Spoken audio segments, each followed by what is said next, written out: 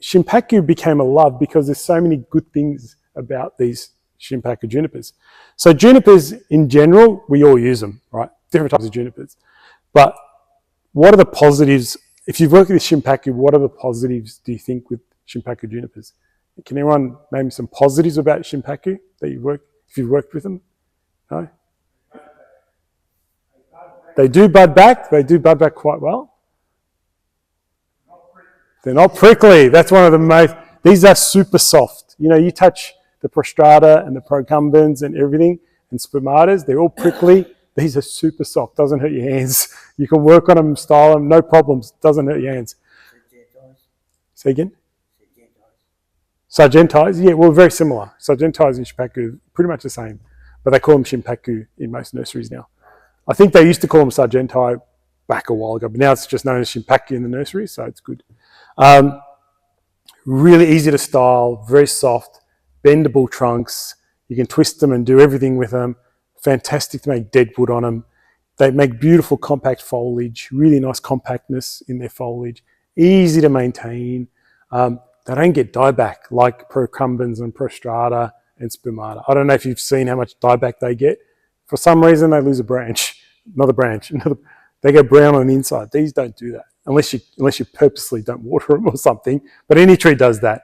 So real great health benefits and very minimal negatives, like hardly any disease, hardly any infestations of, normally if you do get an aphid, it's not easy to treat. But the key is they don't get that dieback that kills off branches, which is the biggest problem with procumbens and prostrata and other junipers. So that's why I love them. And they look really cool. They look really great. And you can see, and actually it doesn't take that long to get a nice sized tree as well. And I'll take you through the process. It doesn't take that long to get something like that. But if you want a monster trunk like this, yeah, wait many years, decades. But in general, it's quite easy to develop show quality trees very quickly.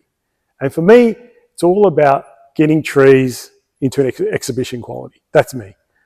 If I'm working on a tree in my garden, if I've worked on it for a number of years, it's not going to be exhibition quality, I move it on. So that's how I think. So any tree I'm working on, I want to get into exhibition, and that's my focus. So I don't know what else anyone else wants to do, but that's me. If you have a tree in an exhibition, you know it's worthy, and people are going to look at it and go, that's a beautiful tree. And it's just me. And that's the pinnacle you want to get to. Okay, Shimpaku. Now, this is my process. I've got this process that I follow, and I want you to follow the process. And it's very easy to do. And because I've worked on these for 15 plus years, so I've worked out a lot of the issues that we could have and so on, timing and so forth. So give me a sec.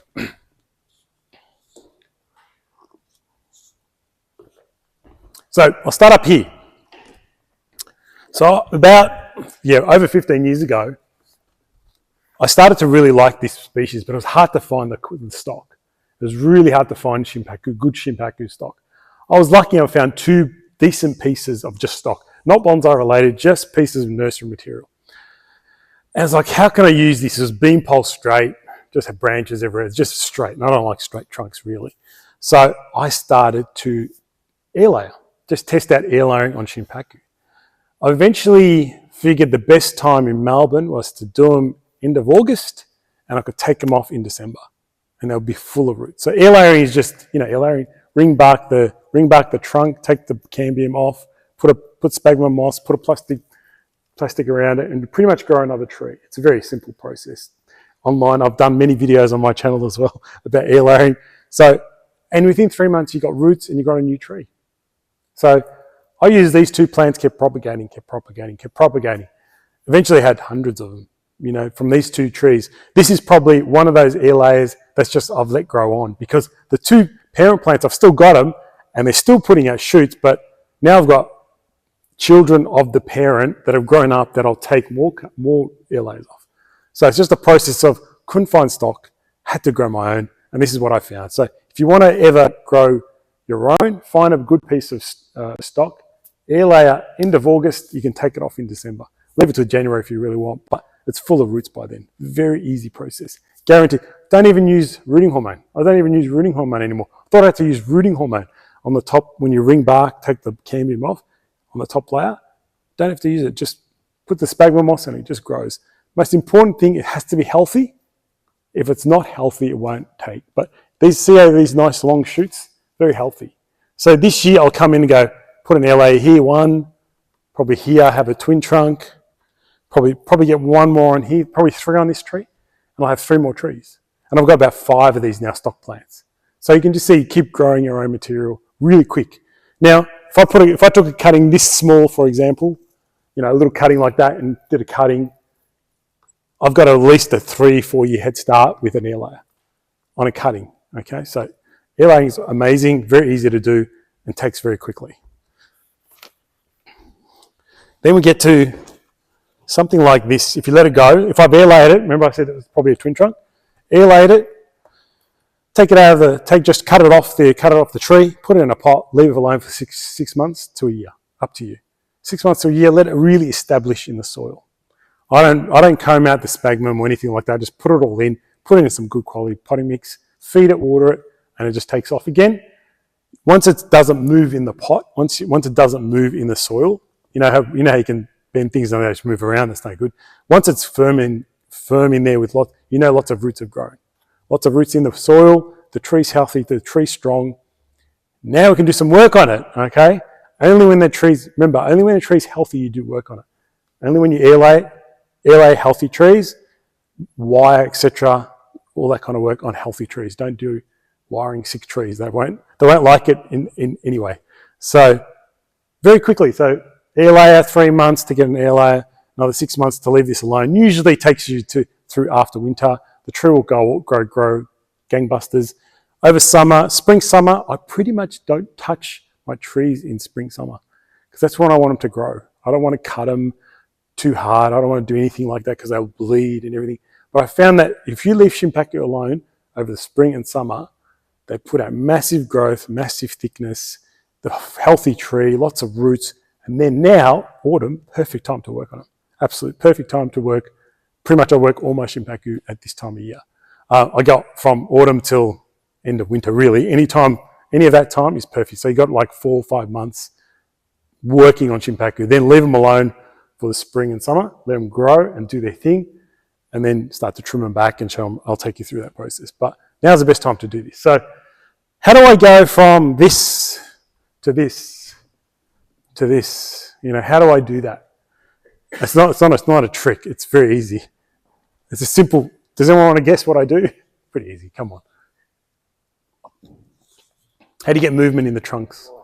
Wire. So I've pre-wired one over here for you. I will show. I think someone wanted to see how I wire this. I'll do that in a minute. But I'll show you what I've done. I'll show you this one, for example. So same process. Probably an air layer.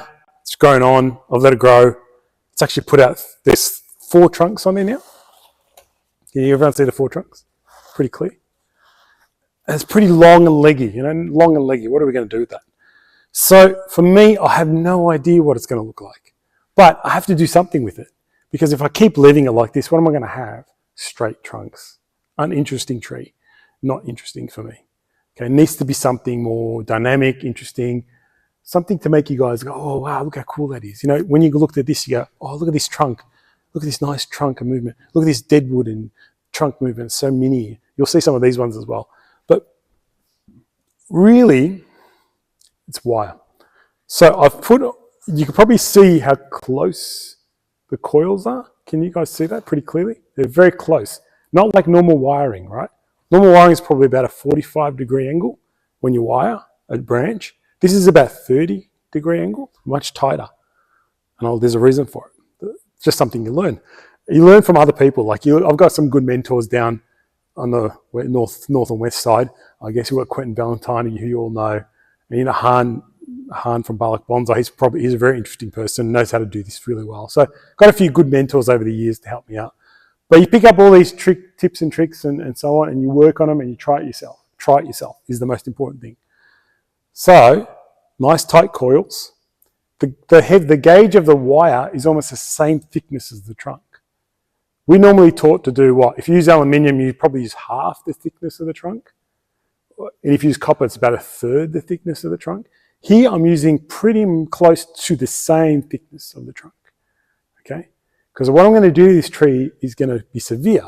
And you guys are going to go, oh, like this, okay? And be quiet, because you might hear cracks and stuff. Okay, no. You can make noise,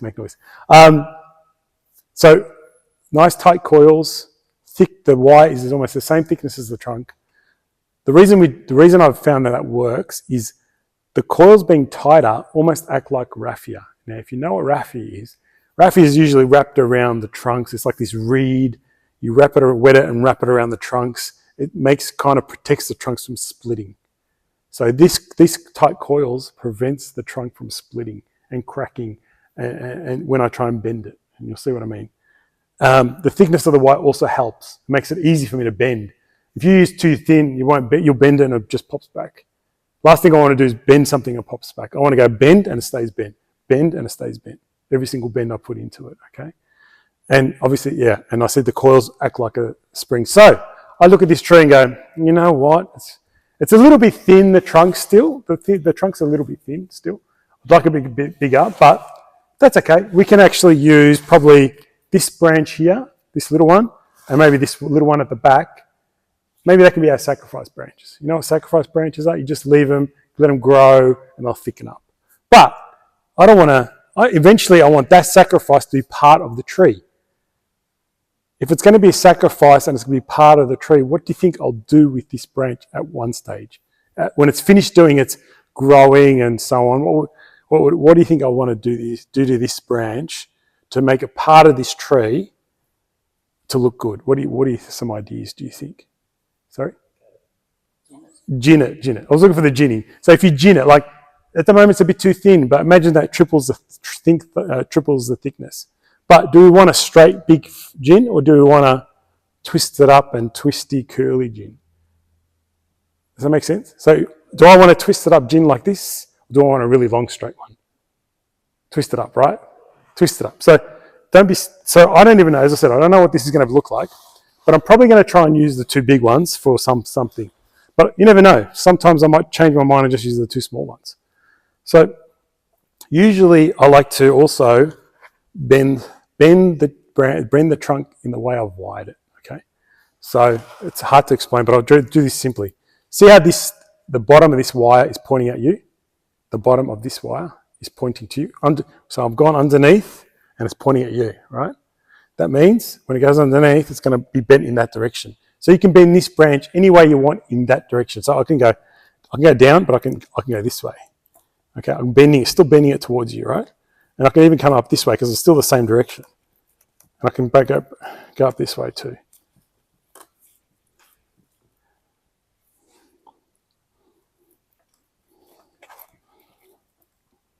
And I can make a really tight little trunk with this now.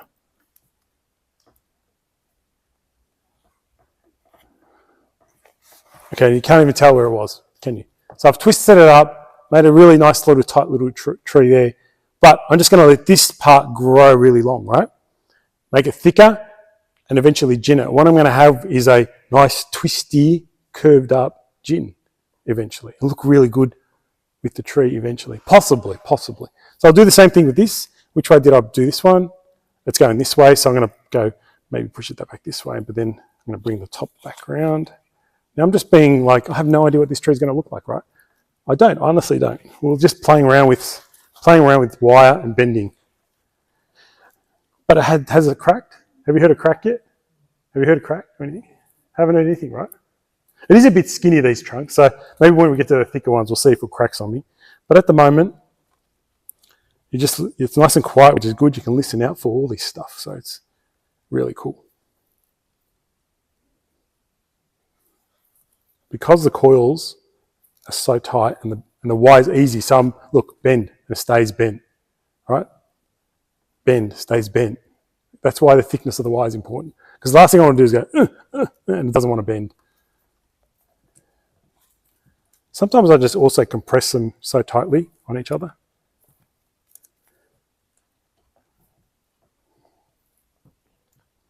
Okay, so these will probably be two gins at some stage.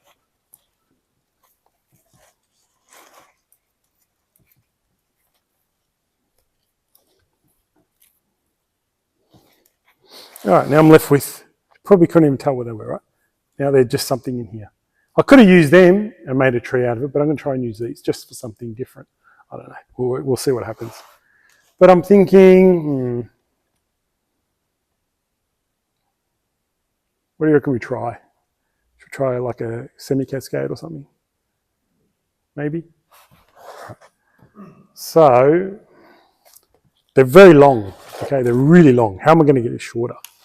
Okay. If you want to shorten a trunk, you first bend backwards.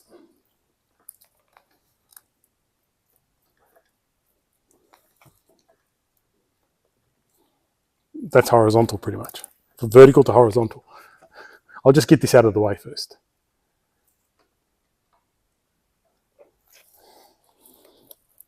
So now I'm going to try and come back.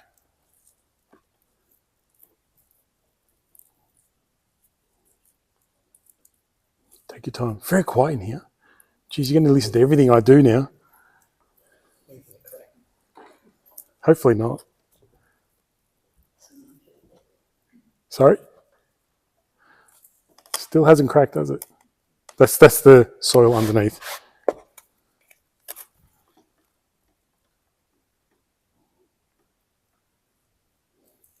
So you always wire up that angle for these? 30 degrees, yeah. If I'm doing this kind of work, I found that works really well. Tighter, you can't really, if you do any tighter, you can't really bend it anymore. It's just, there's too much wire in the way. And if you do too far apart, it just snaps. But it just saves you, imagine trying to have a raffia around this. It'll take forever. If you ever tried it, it takes so long. Raffia is great on old trees. If you want to work on old trees and bend old branches and so on, yes, raffia works great. Use that method on any tree? I found only conifers. You can't do this to maples, for example, to just snap. Pines, fantastic for pines. As long as you don't get those species, those varieties that have very snappable trunk, snappable branches. There's varieties that as soon as you touch them, poof, breaks off. Terrible pines. But normal standard black pine, I do this on as well. It works really well.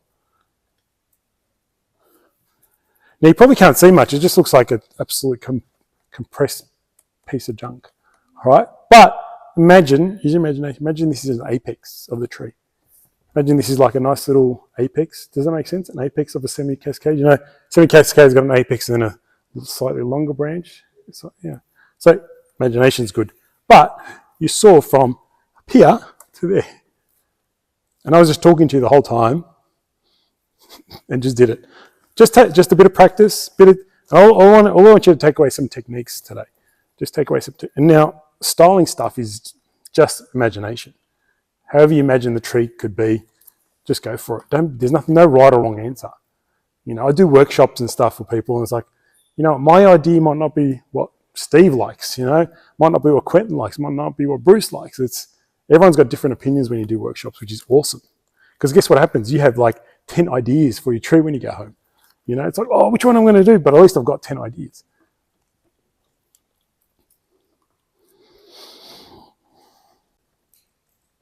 So yes. So does everyone agree with me about belonging to a club is like one of the best things? There's not many yeses. I got you. That's it. It's a great thing to do. Great thing to have. This knowledge is like so important to learn. Like you can't really learn in books, and even online it's hard to learn. But when you see it in person, you go, wow, it's amazing.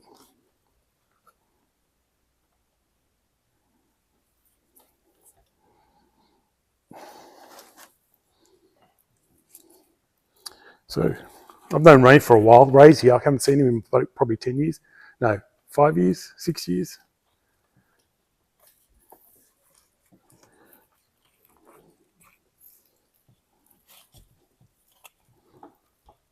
So if we want to look you up online, what do we go for? Oh, sorry, it's Bonsai Works with an X. Bonsai Works. It's just a play on words. I thought it was quite good. Maybe. But I'll send Bruce the link if you want. So yeah, I've been doing, as I said, for about 20 years now, 25 years, I should say, more, 27 years. But probably seriously the last 10, I'd say. Like I really got into it more. And as soon as you take something more seriously, it's like you really step up to the next level. So, you know, I went through the whole, so I really got into bonsai because I'd finished uni, had a degree in engineering, and I thought, yes, I worked so hard for 4 years. Now I can just cruise at work. You know, you can just cruise a job and get paid. Oh, what a lie. It was harder. Yeah, I thought uni was hard. We're learning engineering. Got to bloody working, and it was a nightmare. I was like, leave the house at like 7, don't get home till 6, 7. I just want to sleep. First job, like full-on job, you got to use your mind, right? It was all about your mind, not physical. It was all mind. And it's like, oh my God, for the first 6 months, I was just wrecked. I was exhausted. But then I was looking for something. I didn't realize I was looking for something, and I found bonsai at that time. So it was like perfect timing. Everything worked out really well. So that's how I found it, really. That's why I really fell in love with it. And who would have thought? And then you have a mortgage, and you know, there's the kids and family and all that stuff you have to do. And then I kind of still kept doing it, was still in bonsai, still doing it, so on and so forth. But and then eventually you just like have a little tree. Now remember what it was? It looks like a mess right now, right? But it's the next step in the process. Okay, that's what I'm trying to get to. So you could probably see a little bit of an apex. You can probably see a little cascade branch, semi-cascade branch. Maybe this tree will be totally different one day and I'll just have a little bit of a single, like a small informal upright or something like that. We just don't know. But it's given it a much better start than who would buy those sticks going up? No one. Who would buy this tree? You know, very different, right? And all I spent was not even 10 minutes wiring it and putting it up. And how long did you leave it like? Very good question. Move on to the next step.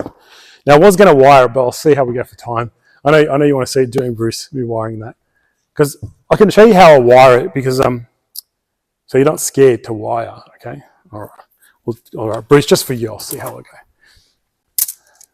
So this is 6mm aluminium. 6mm, okay? The reason I need 6mm is this trunk is quite thick. Can you see how thick that is? It's probably 6mm. You know, not kidding. All right, so. Still pumping iron. Yeah, I did. I was away for 2 weeks and I came back and I did a session yesterday. And I'm very sore right now. Very sore in the body. Very sore in the body. But it does help, exercising. All right. So one of the things we taught in bonsai, if I was going to wire this trunk, they'll usually say to go about a third longer than the top third. A third is usually what they say. Now I'm going to do about almost double. Almost double. Do you know why it has to be almost double? Who knows a bit about physics and all that kind of stuff? Because my wire's closer together. Because my wire's closer together, so it's tighter rather than spaced apart. If it's spaced apart, the less wire you need. But tighter together, I've got to go around more times. So this time, I'm just really going to wire 2 trunks with one piece of wire. We'll see how I go with this. Like you're not too close, otherwise you get poked in the eye.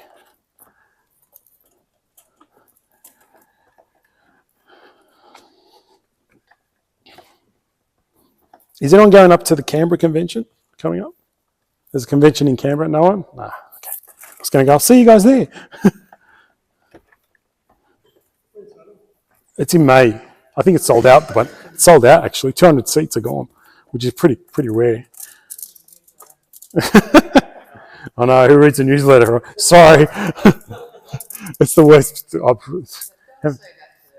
Sorry, I tell my members the same thing. It's like, okay, I give them a test usually. I go, okay, so in the newsletter I said this. What did I say? You know, and hardly anyone puts their hand up. Only a couple of people put their hand up and answer the question. All right, thanks for it, and I'll give you something because you actually answered it right. I'm trying to get them to read the newsletter. I hate to say that so much, but sometimes they're just so stubborn. You put so much effort into a newsletter, and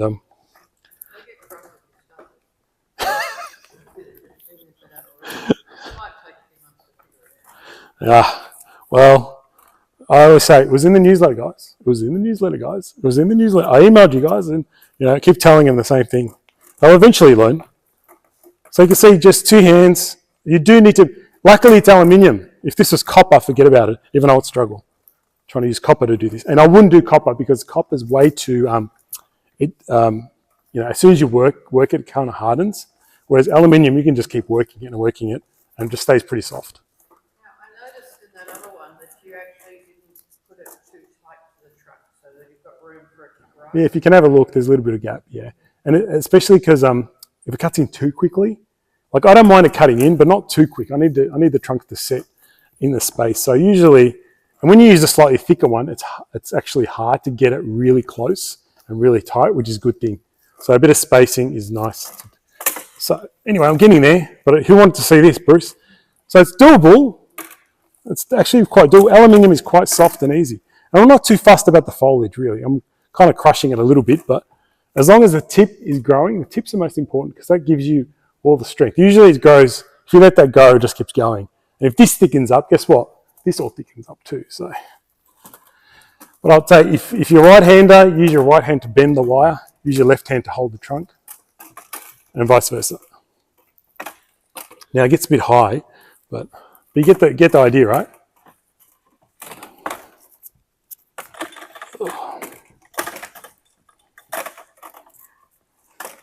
And wiring is very soothing for me. I could sit at home and wire for hours and hours. Doesn't worry, I love it because you always have a goal for the tree, right? You always think, oh, I know if I wire all these branches, that tree is going to look amazing, right? And it just helps me focus. I'll just leave that for now. And the other trick is don't cut the wire. Leave it like this. Because guess what? You cut it and it's going to be short, I guarantee you. Guarantee. And now look, that was more than double, right? And I'm pretty much going to finish exactly where I needed to be once I finish. That was more than double, wasn't it? Because we got tighter coils. And don't cut the wire in this. Leave it like that. It's very easy to use. And this is like 500 grams of aluminium, and it's all pretty much half of it's gone just on 2 branches. But you know what? You're going to have a really unique tree. Because who wants a straight tree? I mean, straight trees are good if you've got nice taper, nice flat base, and it just tapers beautifully straight, But on these guys, I don't think you're ever going to get straight Shimpaku that looks really amazing. I don't think I've seen too many at all. Like in Japan, every Shimpaku is twisted up, gins everywhere, shari everywhere, deadwood everywhere, just all these different angles and not one straight bit at all in Japan. And I take a lot of inspiration from Japan when I do Shimpaku. Like that's, to me, like how a Japanese tree would be styled. Gin, shari, and nice foliage pads. That's how I envision or see them a lot. A lot of the Europeans with their junipers as well probably do the same. Yes. I always go that when you're wiring and you're going to cut a wire, 3 1/7 plus 10%. 3 1/7. Yeah. That's how you find out the circumference of the circle. Oh, there you go. The other trick for me is I put it between my legs. Sounds terrible. Because I need someone to hold it. Otherwise, at home, no one's there to hold it, right? So just hold it between your legs, and it's so easy now. Except I'm making a mess on the floor. Sorry, Bruce. But yes. Well, I really enjoy it because yeah. But I mean, I only wire really conifers these days. I hardly ever wire my maples because as soon as you wire the maple, guess what happens? It grows and cuts in, and it's like, oh, you got to take it off straight away. So with maples, I probably just wire the main branches, the main trunks, the main lines that I want to wire. But all the tertiary, I just use to clip and grow because it's so much easier, so much less time. Does that make sense to everyone? I just wire the kind of the structure of the maples and deciduous trees in general. It's like, but all the outside stuff is clip and grow. So, but any juniper, any conifer, you can pretty much do this. But give it a go, give it a test. Oh, I forgot my wire cutters.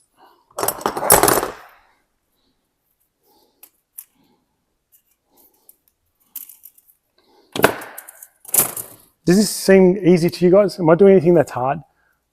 Just a bit of force in this, right? But not that much. I mean, 6 mil is a little bit thick, but that's me because I'm a bit I want to really bend it in one go. You don't have to put big bends in this, but put bends in. That's the point. Don't want to do nothing. I've been told, do something. Don't do nothing. That's Quentin's line. Steve. Always do something. Don't do nothing to a tree. Okay, even if you have to bend one branch, that's better than doing nothing to that branch. Okay. All right, look, done. Do you want to bend it? Do you want to try and bend it? Let's try and bend this. Oh, what am I going to create though? I'm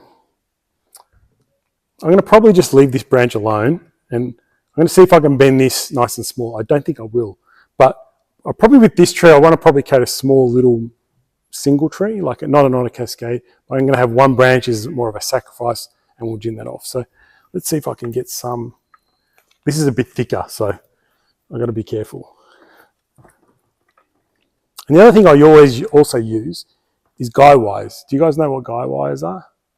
Yeah, guy wires, you can use a piece of wire and you tie two branches and you pull them together. Very easy, another nice process to use. See how this springs back a little bit? See how it springs back a little bit? Because 6 mil is too small. But I can't go any heavier. There's no way I'll go any. So in this case, usually I use a guy wire to like tighten it. But I have to get some sort of bend first. And always go back, because as soon as you go back, you shorten the tree.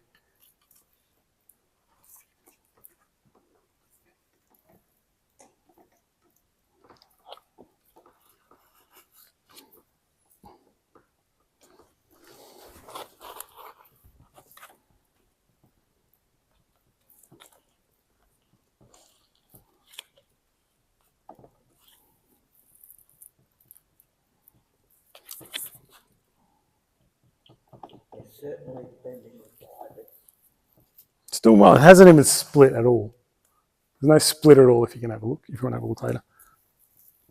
It's okay if the bark kind of pulls apart a little bit, but as long as you don't hear the crack of the wood in the middle, the hardwood.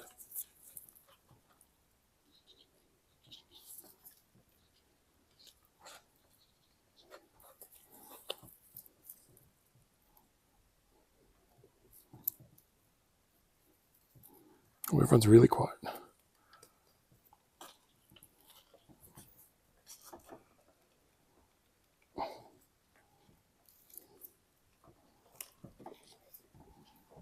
Yeah, I'm just trying to be very quiet to hear any cracks.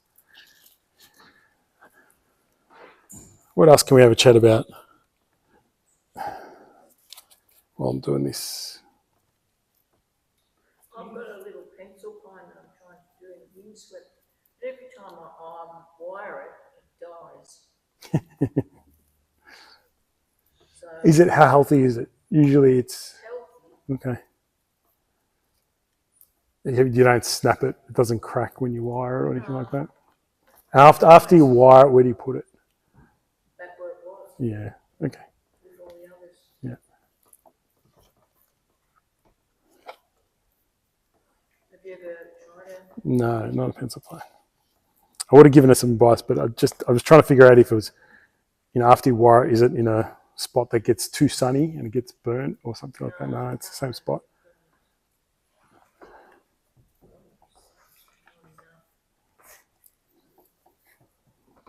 Yeah, can't help you with that one, unfortunately. Yeah, I'm not sure about that.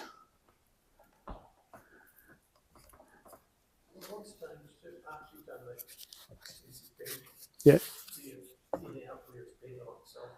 I usually let the tree do that. Does that make sense? Nature do it. Let nature do it. Let nature kill off whatever branch is going to die. So there might be, you can have a look, there's branches coming on the inside of curves and stuff like that. Guess what nature does? It kills them off. Honestly, it's very strange. But I let now nature decide which branch is going to live and die. If they all survive, awesome. Then I got to make the decision. But if I start losing a branch, it's going to die. Okay, cool. At least I got something else to work with. But just wire it and just leave it. I would say wire it, leave it, same spot, and off it goes. Is the soil moist? It really doesn't matter. I found it doesn't matter. There used to be a saying where you got to let your trees dry out to do big bends. I forgot this was in the sprinklers for the last 4 days because I was away, and it's pretty wet. I can look how much I'm bending it, no problem. So it's one of those things where some people say it's, make sure it's a bit dry. Maybe not with these guys. These guys you can just bend them anytime. I found you can bend them anytime.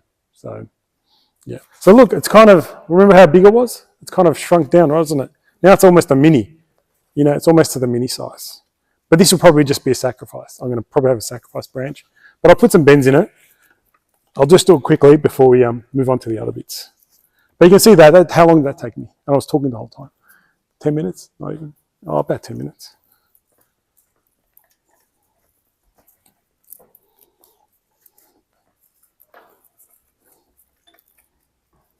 You know, sometimes this tree becomes looking better than that tree. So you just swap. Okay.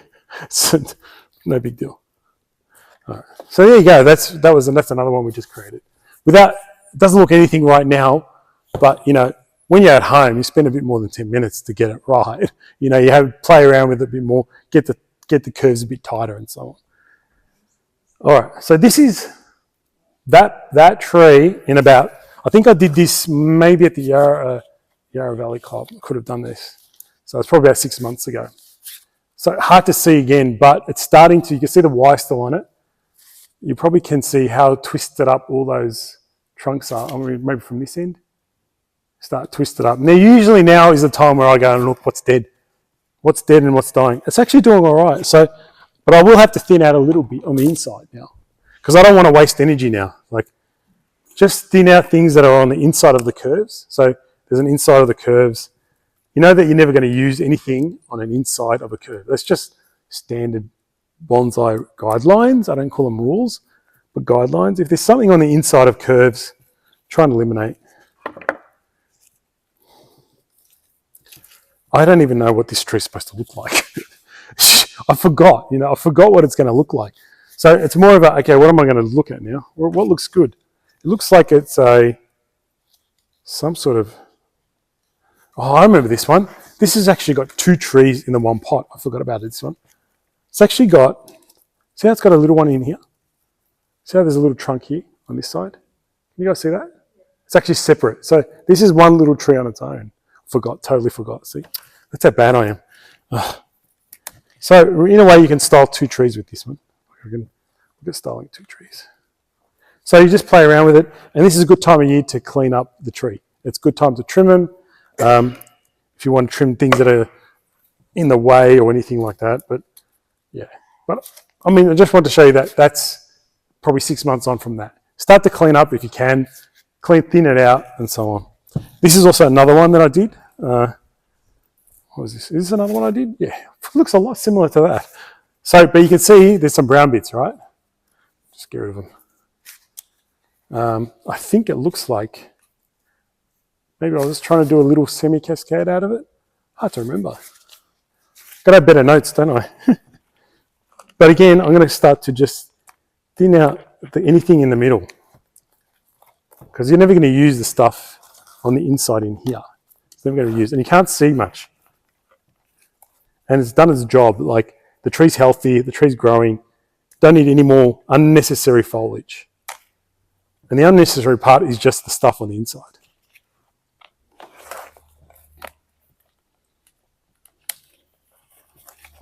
Let's have a quick look.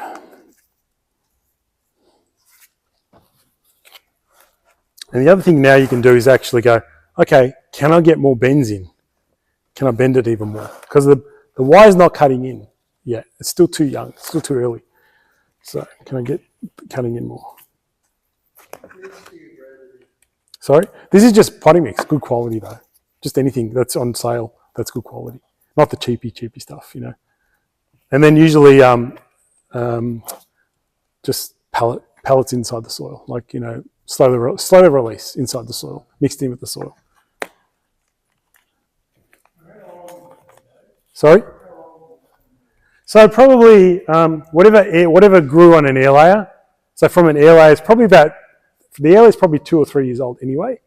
Take the air layer 6 months, probably getting to 4 to 5 years old. Nah, not at all. Not at all. I don't even repot until I get it in a bonsai pot. Sorry, good question, Steve. Don't repot unless you have to. Unless the tree tells you it's sick or it's not enjoying the soil it's in or anything like that. Just don't need to repot too often with these guys. Those ones I only repot my display trees once I can't get water into them. You know, there's no schedule, no, hey, if I'm watering that and there's no water going in at all, even if I clean the soil surface, still won't get water, then I start repot it that season. Do you know what I mean? It's like, and I just repot everything in pretty much in end of winter to early spring, you know. I do my deciduous pretty much July, and my junipers and pines and so on in August, so usually. So a bit of a thinning out, and guess what? Just let the tree grow. So you kind of probably just start seeing a bit more of an apex, a bit more of a cascade. It needs wire. I'm not going to wire tonight, but it needs to be wide now. All the sub branches need to be wide. All right, so these are the trees we've done, you know, all done now. Now we're starting to get to the next phase. Looks is still a bit messy because I haven't touched it. I just brought it along. But I just wanted to show you, you can start to see the development now. You can start to see the apex here and a little bit of a semi-cascade here. Just starting. So it's a bit more mature now. The tree's going okay. Probably needs a bit of a thinning out as well. But this is quite a nice fatter trunk. You can actually come and say, have a look. The trunk's a lot fatter with a little cascadey bit here and a main bit here. It's actually really nice. I reckon this is going to be a ripper tree in a year or two because I just need to spend more time on it. But it's looking really nice. And it's a really thick, you know, nice thick trunk actually. So that's probably another year after that, a year on from that. So air layered, what was that? 3 months to air lay something, 6 months, let's say a year at this stage, another year here. That's probably 2 to 3 years to get to this point. All right, this is a similar one to this stage. You see how much nicer that is? You kind of see it now. You can actually see it starting to develop. But it's got these long shoots. We just go around trimming, and you can see the twists and bends. Probably haven't even looked if that needs to come off, and it's starting to just cut in. Okay, it doesn't cut in that quickly, so that's about 2 years, 3 years the wires on it. Probably 2 years, I'd say. That's nice. Starting to look really good, right? A little semi-cascade, easy. Sorry? Yeah, because when you try and wire the trunk, you can't really get right against the trunk. There's always a bit of a gap, so it's really handy. Like it just by natural, you can't get there. All right, now we're getting to the nitty-gritty stage, the good stage. Now this is starting to get much nicer. So I've got deadwood happening now. So some of those branches that I twisted up before, you remember those sacrifice ones that I had, now are ginned and part of the tree. There's some gins at the back. And the tree's nice and more compact now, right? I might have chosen to get rid of that tall one, compacted it, made it smaller. Probably another 6 months on from that or so. It wasn't that long, but it's looking, this is going to be a nice little mini. You can probably see it, right? Nice little mini tree. Needs to fill out, but that's really all it is. Now just filling out the foliage, right? You don't have to do much design stuff anymore. Just the branches have to grow. That's it. The foliage has to grow. I'm really happy with this one. I'm actually pretty excited about that one. That's going to be nice. Similar tree, same tree as that, pretty much. Again, this was a sacrifice. Remember the sacrifice branches we talked about? There's another sacrifice branch. There's a couple of small ones in there. Also nice, kind of nice looking tree too. Come have a closer look and the movement in it, the wire's still on it. I've got smaller wire on it now as well. So it's looking nice. It's got some shari as well, some deadwood along there. I like minis. I do like mini trees. I should have said that at the start. I really am enjoying mini small trees. Easy to move around, easy to carry, quickly to grow and style. I do have big trees, but I'm really enjoying the smaller ones.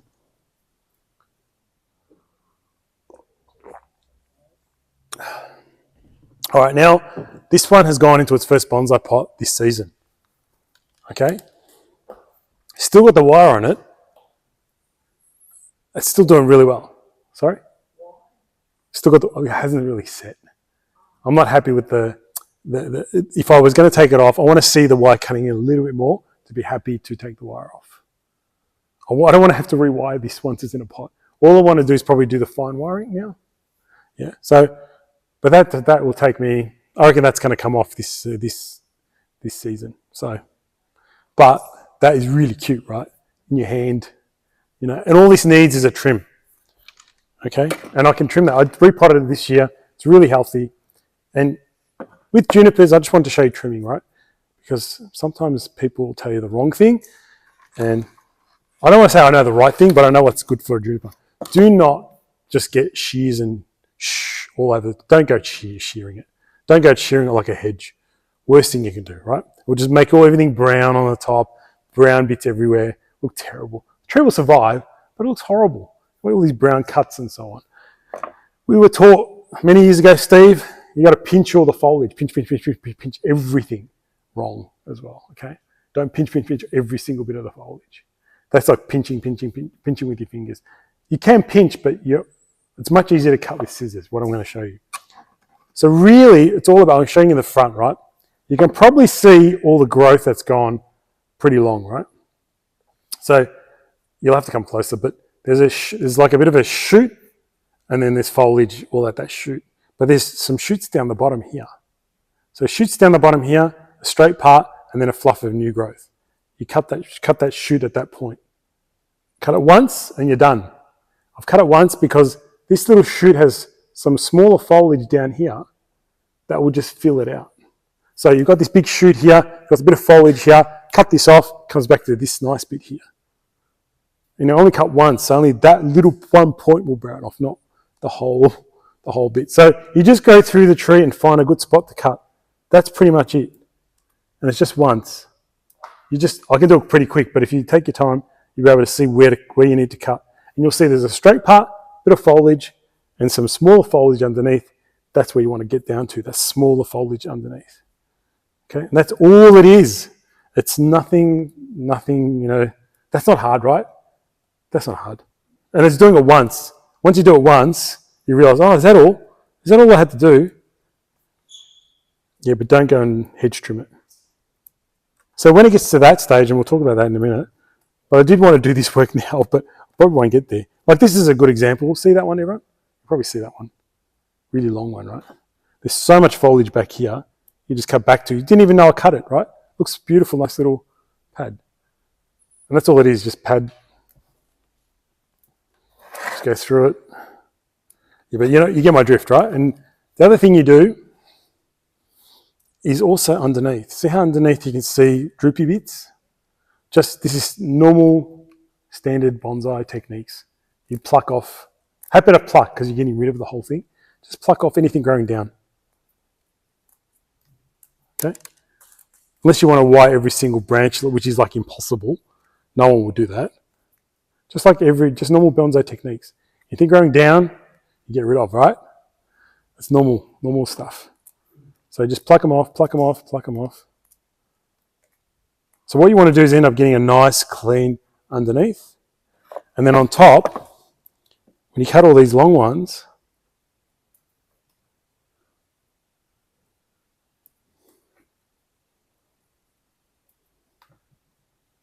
I'll get there.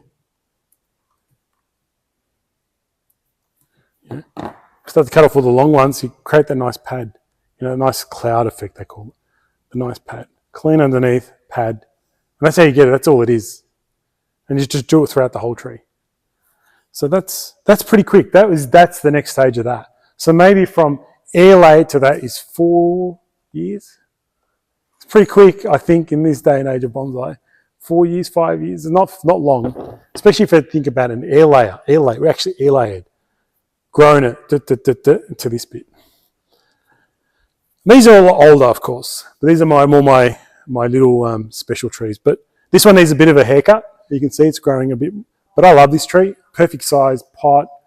It actually looks good from this end too, from the back. That's actually pretty good too there from the back. But that is my favorite.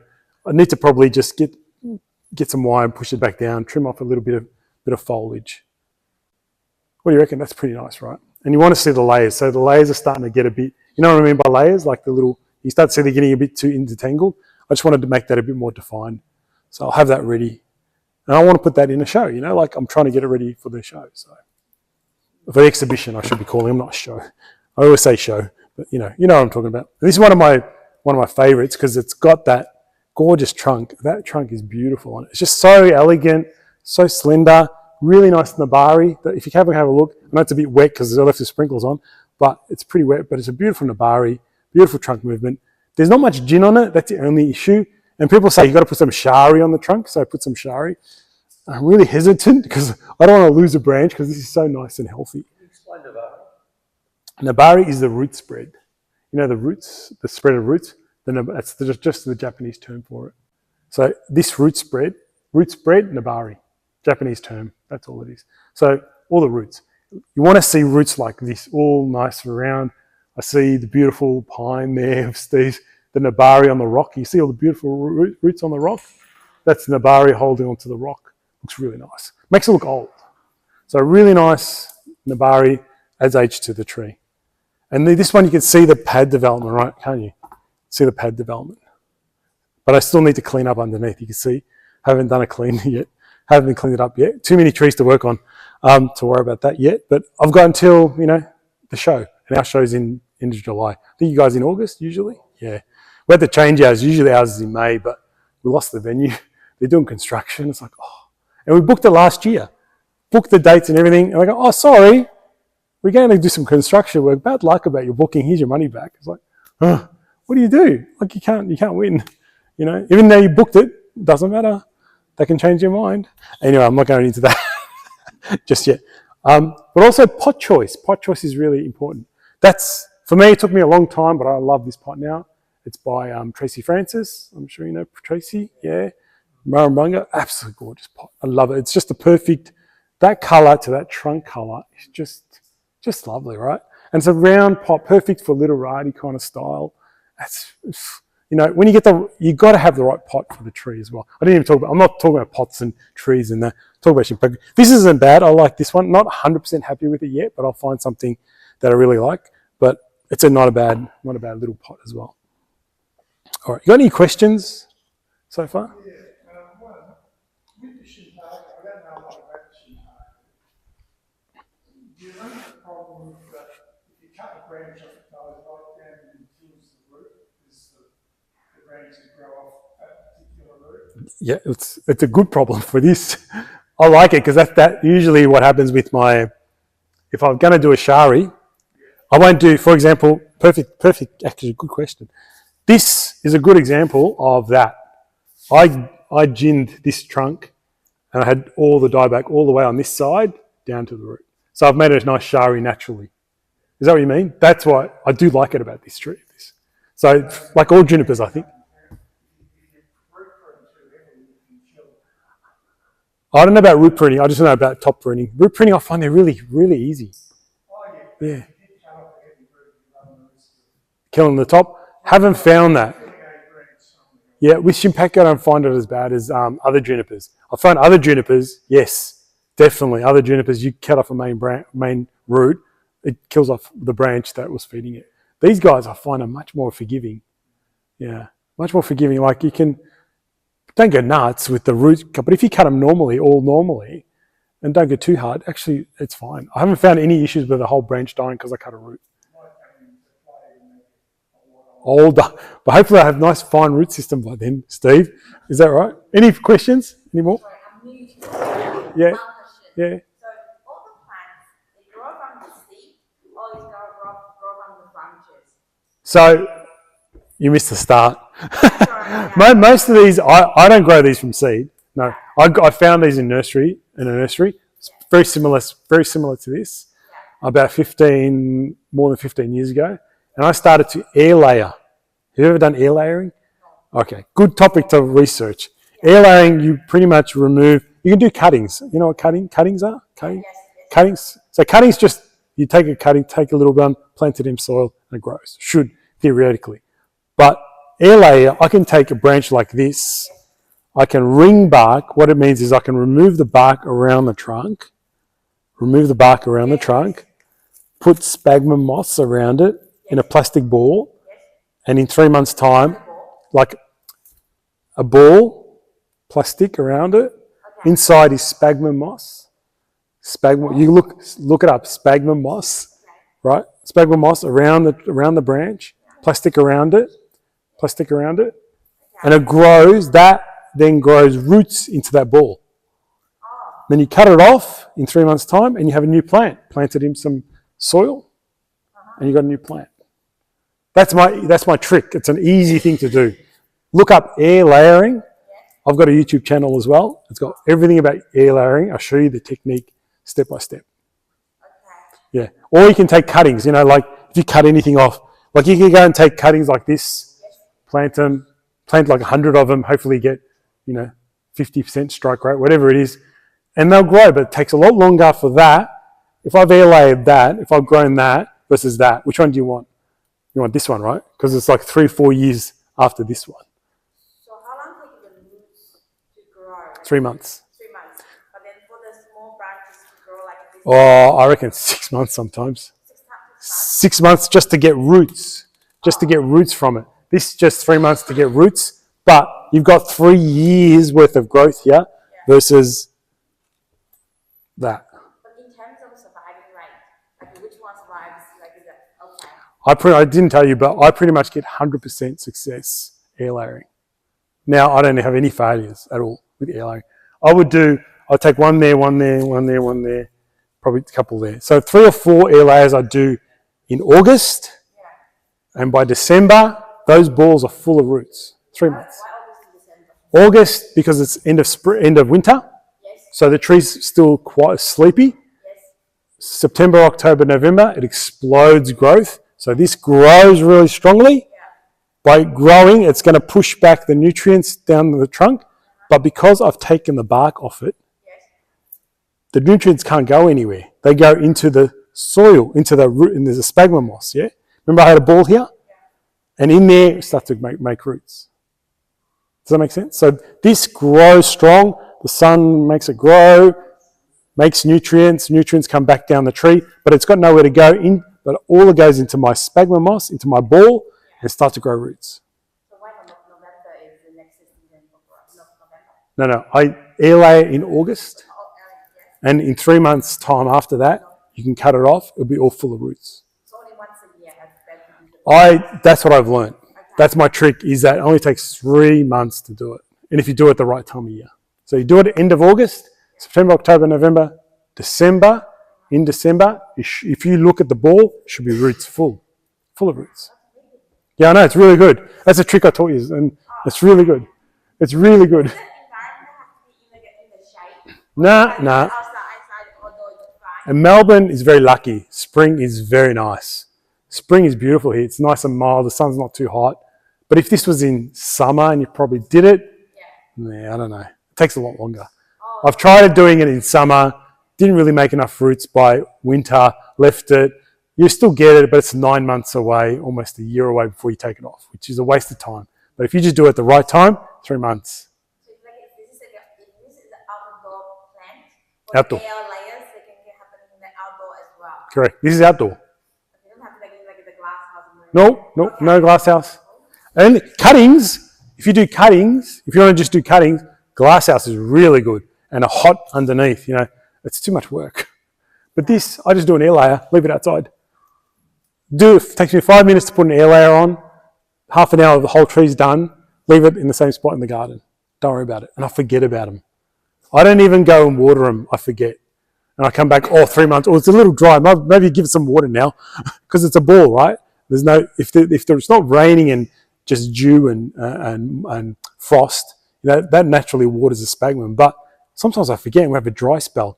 Better check. Still roots there. It's really dry. I just give it more, pump some more water into it, and guess what? It just keeps going. So, yeah. Good question. But yes, good question. When the shaking happening, so the air layer. Yeah. And then it's You missed half the meeting. but the refresher, everybody like Yep. the So you missed the bit where I'm videoing it, I'm recording it. So you'll have this, right? Yeah. After 3 months, you have this, and you put it in a pot like this, right? Leave it for 6 months to a year, and then the roots will grow, fill the pot. Then I wired. You missed me wiring all this and doing this to it. These were straight. Do everyone remember them? They were straight. They were totally straight, and I've wired it up, twisted it like this. Okay? So that's 3 months to air layer, 6 months to a year, another year for development into this, another year here. So maybe about 4 years, you can get to this point. All right, that's about 4 years. These are older trees. These are probably 10 to 15 years old now. A bit more probably, yeah. How about the fertilizer? How do you get those nutrients in the soil? Yeah, This is already come and look. already. Come and look. I use these. This is power feed. I use power feed granules. They're the best things ever. No, just at Bunnings. Just Bunnings. Sorry. Yeah. Is it live? Not live. No, it's just, Oh, just thank you. what do you call it, Steve? I don't know what you call it. Power feed granules is really good. I love it. It doesn't smell anything. You just throw it on because I'm the worst at remembering to fertilize. I'm like horrible. I can't remember which week I fertilized. Did I fertilize 4 weeks ago? Did I look? I can't remember. I just chuck this on every 6 weeks, 8 weeks, whatever.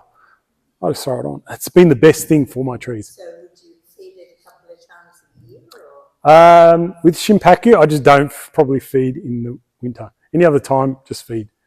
Other than winter. There's no point. It's not really growing much. And it's probably got enough in there to keep it going. Usually these go, because I put everything out in the open. I've got no shade, no nothing for my trees, which is sometimes good, sometimes bad. But if you get lots of frost, these go almost purple. Brown to purple. And you freak out. You think it's dying. But just that's what they do. In Japan, they're all brown, pretty much. Because they get much harder frost than we do. They're brown and purple almost. It's really different. And then as soon as spring starts coming, it goes back to green. It's an amazing change. It's really cool. Really, really cool.